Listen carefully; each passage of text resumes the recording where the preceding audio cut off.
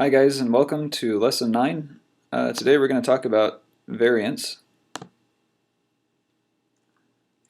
For a motivating example, let's say we play a game where I'm going to flip a coin, and if I get a heads, I'm going to give you $1, and if I get a tails, then you're going to give me $1. Well, we have a way to measure the expected outcome, and the expected value is $0. But we could also play a game where instead of $1, if I flip a heads, you're going to get $1,000 from me. But if I get a tails, you owe me $1,000. We can still measure the expected amount, but the expected amount doesn't change. It's still $0 because the game is perfectly balanced. Which game would you rather play? Well, most people would rather play the first game because they're risk averse, and they don't want to risk losing $1,000 on a silly game. But is there a way to measure the difference here? The expected value doesn't tell us that there's a difference between the games at all. What we want to do in this lesson is find a way to measure how much a random variable can vary. To motivate the definition, let's recall the distance between 2 points. So given 2 points x and y, the distance between them is the absolute value of x minus y, which is the same thing as the square root of the quantity of x minus y squared, and that's the positive square root.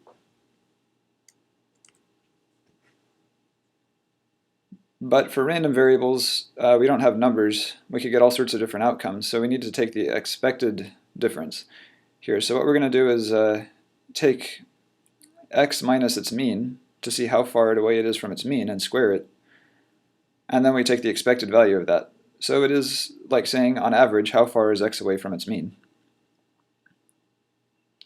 And if you see that formula there, sigma stands for standard deviation. And this is the formula for the standard deviation of a random variable.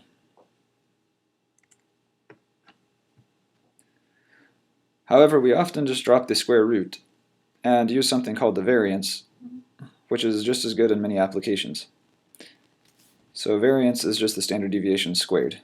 And as you see the formula, it looks a lot nicer. It's just the expected value of x minus the mean of x squared.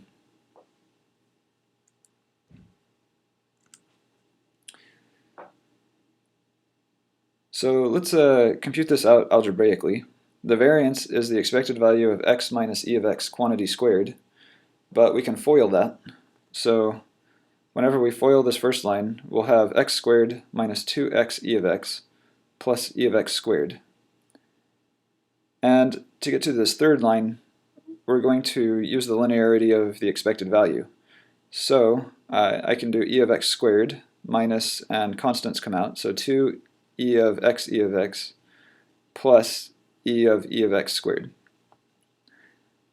Well, I factored out the 2 because it was constant, but so is e of x. E of x is just a number. So this e of x here in the second term can also be factored out.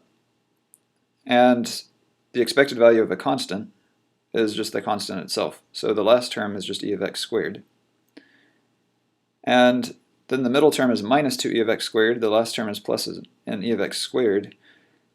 So we get the formula that the variance is the expected value of x squared with the square on the inside minus the expected value of x squared with the square on the outside. It's really important to notice that the square on the inside and the square on the outside give you two completely different numbers. I've had so many students make the mistake of thinking that this is just 0, but if the variance was just 0, there would be no reason to talk about it at all. It would just be the number 0. So this is a nice formula for variance, e of x squared minus e of x squared, where the first one's inside and the second one's outside.